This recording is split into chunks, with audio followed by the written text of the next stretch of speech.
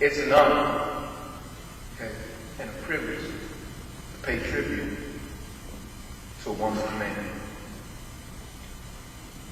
He's a very special person. Y'all know him as Zeus. But today, this day, I'm going to talk about Thomas Hall. I'm going to tell you what Thomas Hall was all about and what his legacy was. Thomas was extraordinary in so many ways. He lived his life to the fullest and he touched so many people, so many lives. We all have kaleidoscope as memories. Now I want you to walk with me as we go through that kaleidoscope. Walk this path. I want you to be there and see and experience what I experienced with Thomas. Every day, I dealt with him every day of my life. Ever since we was playing popcorn ball. That's when I first met Thomas. That's when he first came into my life. Big man in stature. Real intimidating. You look at him today, you're like, I'm not going to mess with this man. He might club you upside the head. But you had to know him to understand.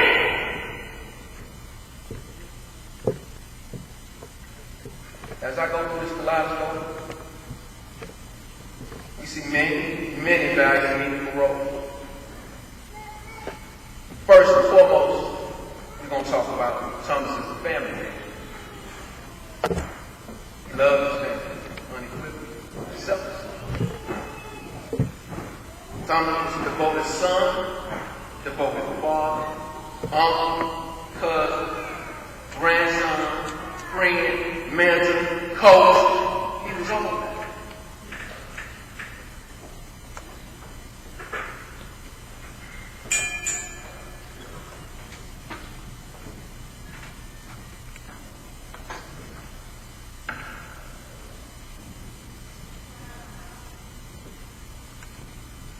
I left him.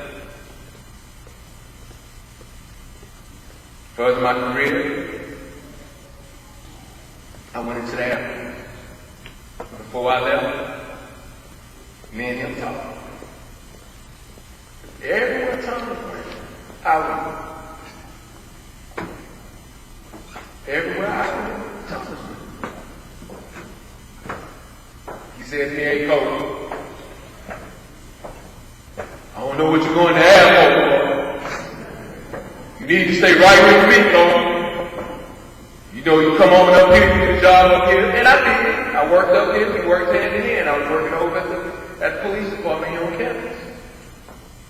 But I talked to him and I say, Tom, I say, you know what? You a man of many dreams, and you have visions just like I have visions. Sometimes we have to cut the cord. We have to cut the umbilical cord, all right, and get away and expand. He said, yeah, Coach, you right, Coach. I say, yeah. I say, there's nothing stopping you from doing the same. So I want you to come take this journey with me. He said, nah, Coach, that ain't with me. You go head on. I'm going to be right here, working this way.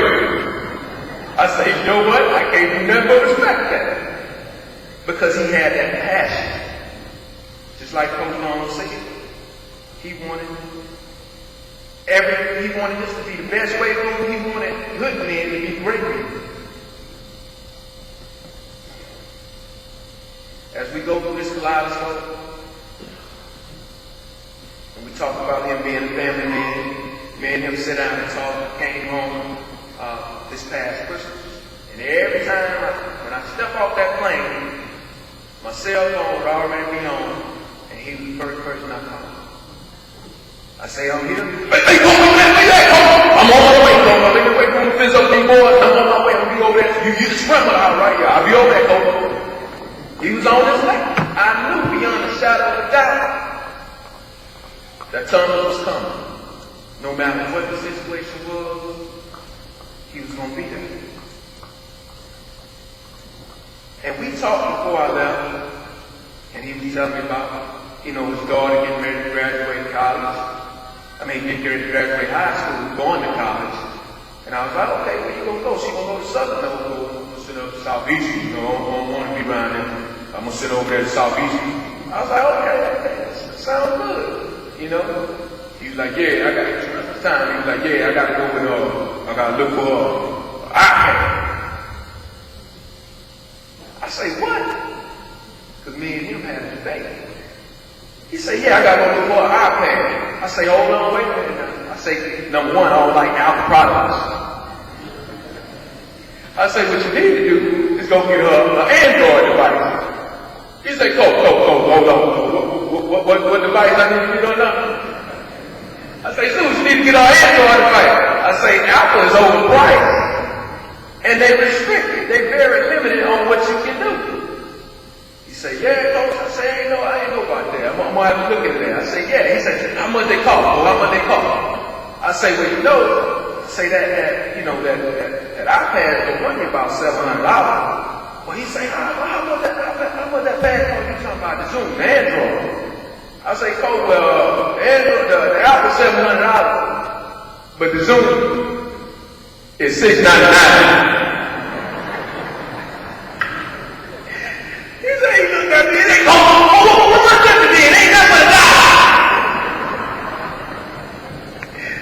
I say, yeah, man, but you get a lot more for your money. So that was some of the laughs we had the last time I was home here this last Christmas. Also, he talked to me about going to Auburn. We had that discussion, and I kind of reverted back to what I told him before I first. I say, hey, Coach, it's just like Coach Long say, you ain't too the maintenance man. Thompson was the maintenance man. You ain't gonna never see him break down. But over the years, being here, starting to get to it. And I can hear it in the voice. I say, well, look, Coach, if it bother you, we had much more discussion. I say, well, look, man, this is what I'm gonna tell you to do. I ain't gonna stick you wrong. I say, it's time to let it go. Alright, it's time to let it go. I say, you have no regrets. You left your legacy here. It's time for you to create a new legacy, a new chapter in that book that you write. Okay? And he went on, and he thought about it, and we didn't discuss it anymore, so I got on the plane and I headed off to London. So by the time I get to London, I didn't have no communication with nobody. So, at first, I'm trying to get situated, get the family situated. And by the time I got my internet up and running, and I get on the internet and I contact them. And the first thing is, okay, Cole, I took your advice. I went on ahead, went up to Auburn, I'm getting settled in. I say, that's good. I'm proud of you. I say, because sometimes we need that. We got to cut that bill corner and step out. But he was so concerned about his family. And that was part of the reason why he was having so much trouble making a decision to leave to go to Auburn. Because he was so concerned about family. Not wanting to let the family down. Not wanting to be away from them. Zeus was a family. Now, as I go through the kaleidoscope again, I see Thomas, as everybody that look out this congregation, as a friend. And this is true testimony to the number of friends that he had. He was a good friend, always.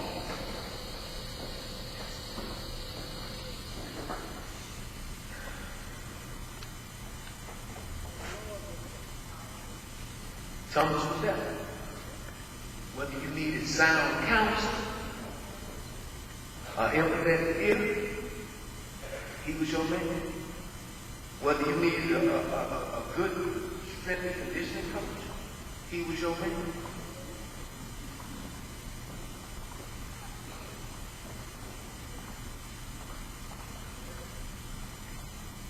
I'll tell you something y'all ain't know about that. Me and him joking about playing golf all the time. I say, so, hey, you know, a lot of business deals made on the golf course. We either, you know, because we talked about when I was security company one day, because we both was paid in criminal justice. So he said, come, you know, hey, man, you gonna run the security company? I said, yeah, man, we need to start playing golf. Go out there and meet some good people and start making business deals. Go. Now, you know good and well, I don't know nothing about playing no golf. Only club you gonna see me pick up is one I need to hit somebody upside the head and they give me run. I say, come on, coach. I say, well, it is. I say, well, this is what you do then. I say, what do you do? I say, I'll do all the golf and you just drive the car around. How about that? We'll tag team. He say, all right, coach. So we all been joking about that.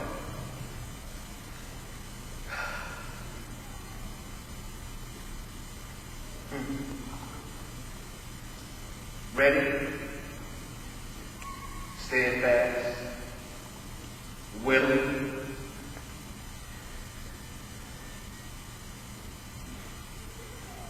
and good fruit.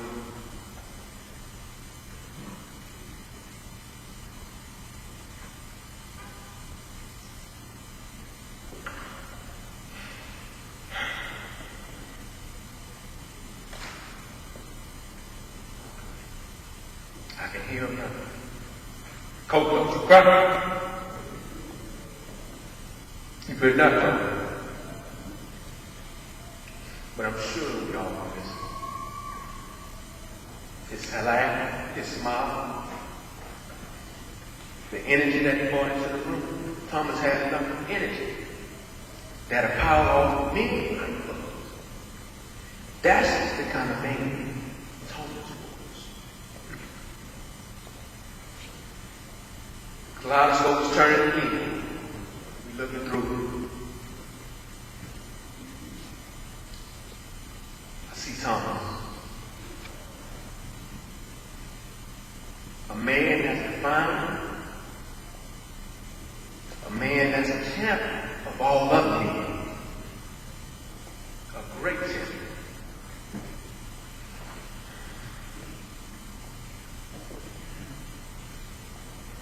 Thomas lived a principle life.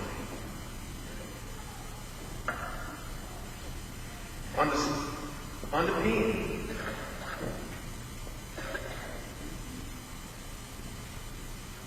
He didn't back down from that one challenge.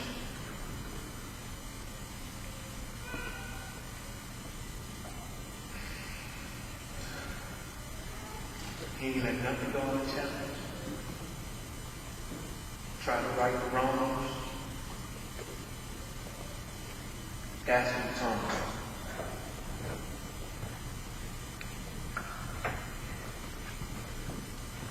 Thomas continued to touch many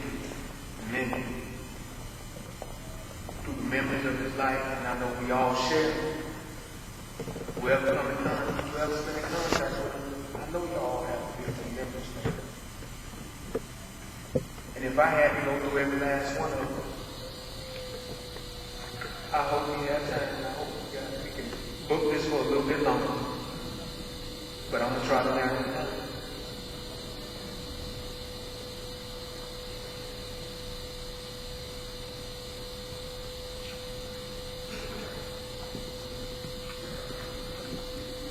And that kaleidoscope, I know Thomas here, the individual he was, he touched his colleagues. He shared his expertise, his knowledge.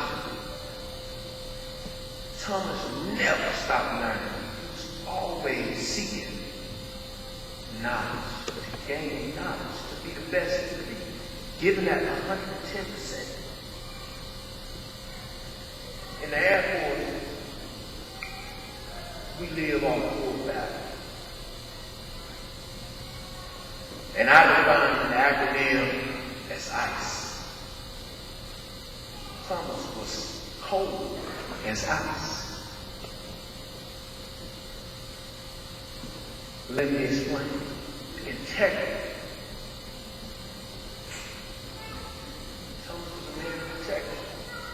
He's going to tell you exactly what you want to hear. So if you didn't want to hear the truth, you better not ask Thomas, because he was going to let you know. The second core value: service before self. I don't care what time of day it was, what he was doing. Thomas would run to your aid when you needed help. A lot of long days, as Coach Long put it, being in that weight room. There was days that I would call Thomas, and I know he's been up at 5:30 in the morning, but guess what? He come to wake me up too. Thomas is still going at 11:30, 12 o'clock. Coach, you still in the weight room? Yeah, Coach, I got to get you. Everybody got to go to work. Yes, sir.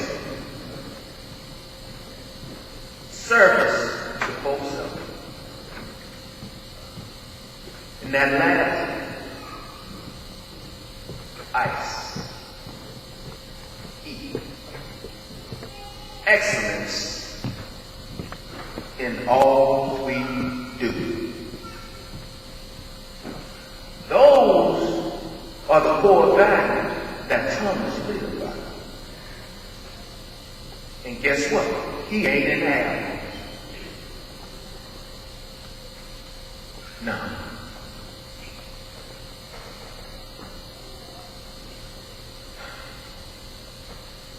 Thomas lived by example. He mentored so many, young, old. He didn't care. He didn't fear nobody. He talked to any and everybody. That's what Thomas was.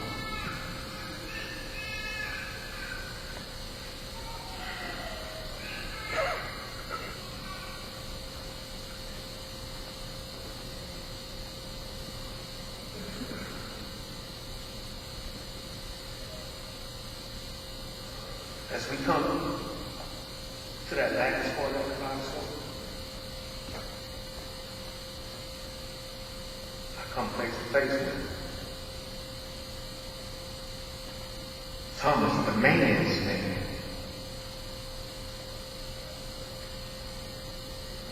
Passionate,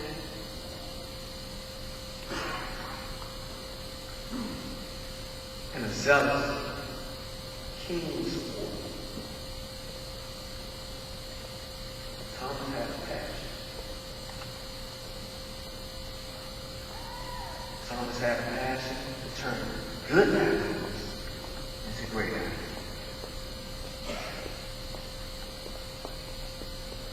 Thomas had a passion to motivate people, to get them to give 110%. He had his ways of doing these things.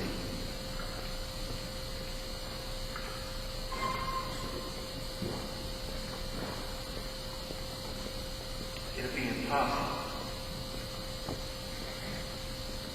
to end this note and not talk about Thomas and his spirituality. Because many times, in the midst of all the daily trials and tribulations that we go through, sometimes we get too wrapped up in what we're doing every day and forget about spirituality. But Thomas will be there. Just before you start that workout, Thomas will say, come on in here, let's get a prayer. Just before we get on the road to go anywhere, Thomas will say a prayer. And just when you think you've done for the day, before you walk out of that room, hold on, Coach, we work out. We good. We gotta go. Hold on. You can't go nowhere. Because we ain't crazy. 'Cause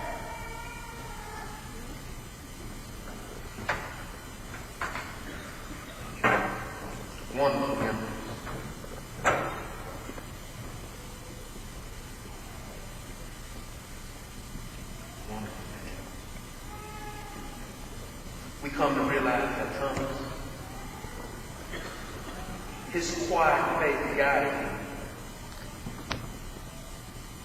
Actions, his words, his deeds, they all guided him. Thomas strove always to be the best. And they both faith me to be the best.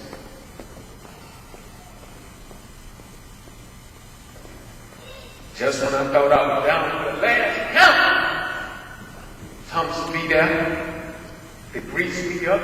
You know the ring man come to box the phone and give me all the pointers on your opponent. Thomas will be there to do that. Champion of all of us.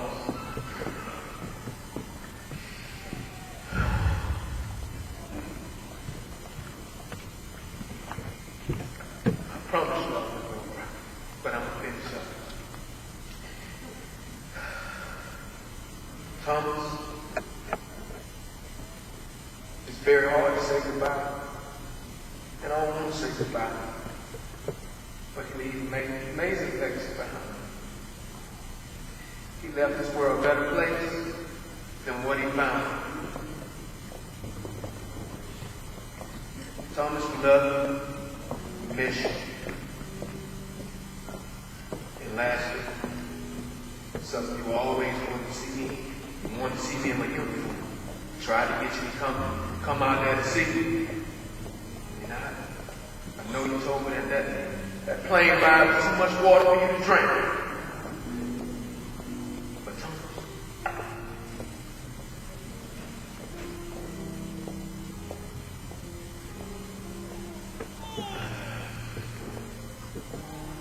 I salute you.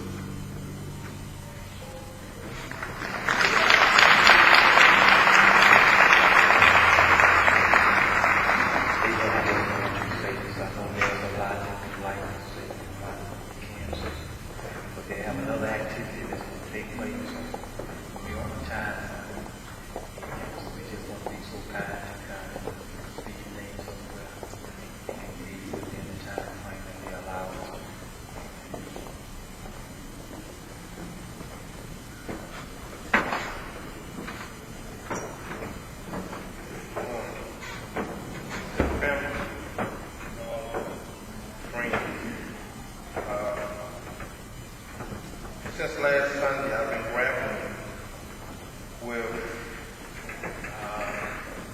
what had happened. And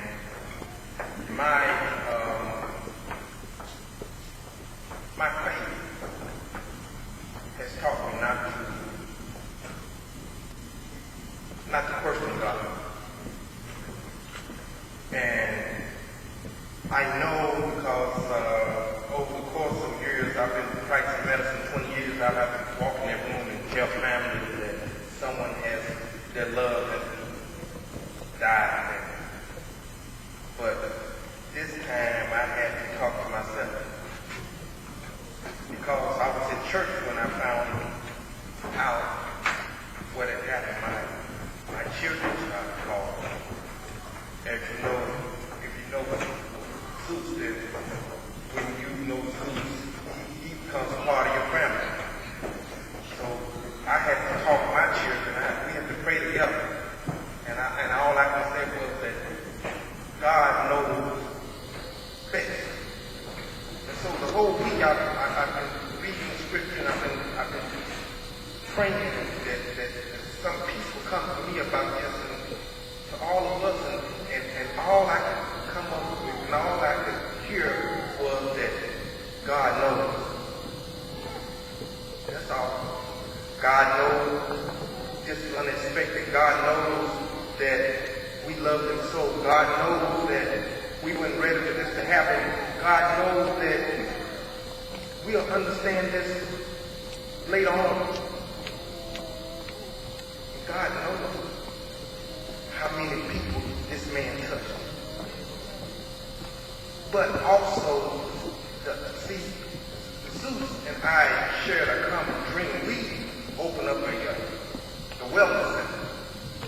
We thought that we could get a population rate, a black population in shape.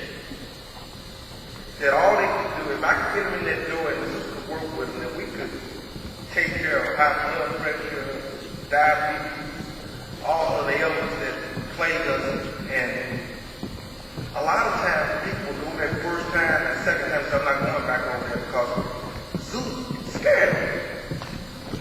So I called Zeus and said, the next time people come in, go ahead and let them give you laughs.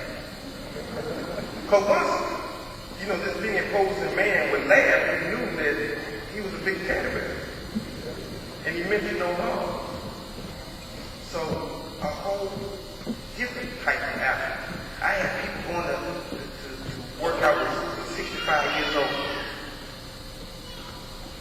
55-year-old person with a stroke and go in there and get strong enough that they can throw the cane down. I had people who had congestive heart failure, all of a sudden I'm decreasing their diuretics and their blood pressure medicine, all because they're working out with Zeus. So he touched different types. He touched not just athletes, he just touched all of us. So me saying goodbye to my pain, I know God knows because he also knows that man was saved. That's the most important thing that I found. I rested this week because I said, that I know that man didn't happen because everywhere we went, to every health fair, to every church that we tried to recruit people to come to that wellness center, Zeus would sing and pray. Someone said, let's open with prayer, say Zeus. When we finished, said Zeus, go ahead and pray. That man was saving every man that's in here. Every athlete, every man that just even met Zeus. See, y'all understand, we got a culture that Zeus was a purveyor, a curator of that culture. We have a culture that was perpetuated by Marino Castle and Billy Long. They brought a whole bunch of us together. We have a culture called the SWAT culture.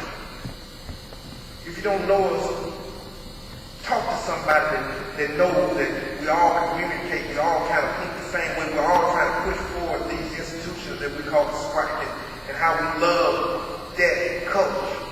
This is one of the people of that culture, just like Walter Payton and all those other great folks of the SWAT. Zeus is one of those people. That's our culture. So when he lies there, that culture's in us, Zeus is in us. I'm satisfied with that. But I'm most satisfied. I know that man is in heaven. Thank you.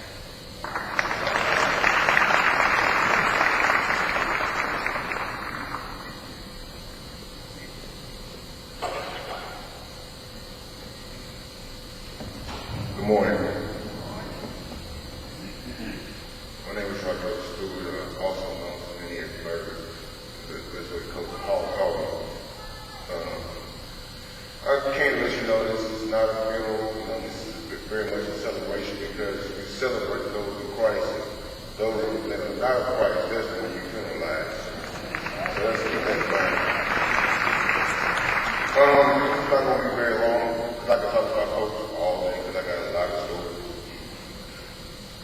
First, I want to talk about my first experience briefly. That when I first met Coach Hall in the trailers, we was in the trailers. Me and my friend David Judge went back to me. That was one of our senior year. When we worked out with him, he said, "Hey, Coach, how you doing, Coach? Hey, look, this work out there. You got 10 to 0 to 25. You got no bell press, you got shoulder go, you got girl go, you got no bell curl, you got straight walk curl." And he went on. We thought we was spinning that thing, he spinning that kind of stuff.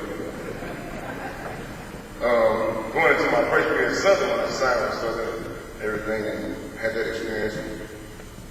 Going on, into the summer, he wanted us to work out with him and get started with the program. And as time went on, I noticed that he was a coach that cared about his players. He used to always say, "Coach, I'm around y'all more than any other coach on the state." That's how he was talking. That's how I remember him. That's all I can remember him. His positive and his consistency. He would be his way over about 5 in the morning. We'd be sometime waiting on him a little bit. You see that white truck or the Charger coming over the overpass. You guys like fall asleep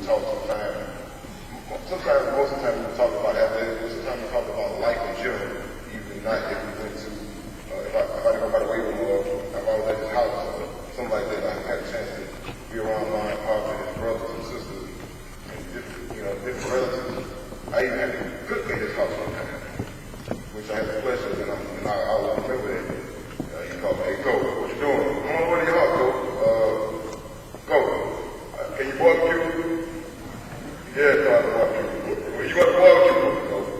All right, but I'm on the way. But another thing, and my last thing was going to talk about his spirituality, which he was already touched on. What struck me the most is my freshman year, we were going to a Habitat for Humanity painting thing we did as a team. And he had a camp spiritual team going. I was raised in a camp spiritual team. I'm like, Coach, you know about this? Oh, you don't know nothing about this. Then, so if I had a CD in my car, oh, you got my CD? No, this ain't your CD. I bought this CD, Coach. Then, we listened to some old school or some blues or anything, music in the way. We ain't listen to particular rap all the time in a way, but we listen to a wide range of music. He understood the different backgrounds his players came from, and he enjoyed and lifted with us. He didn't just give us what us, he lifted with us. And so I think people just basically have a strong Christian, enthused, passionate, coaching friend like Coach Zeus in my life. And for all the time he invested in me and the SU football program. And I thank you for all the advice and leadership you gave, the dedication, the encouragement, the conversation, and most of all, his love. And in closing, I want to say this to the family. Remember Psalm 37:25, where it says, "For I was young, but I'm now old, but I've never seen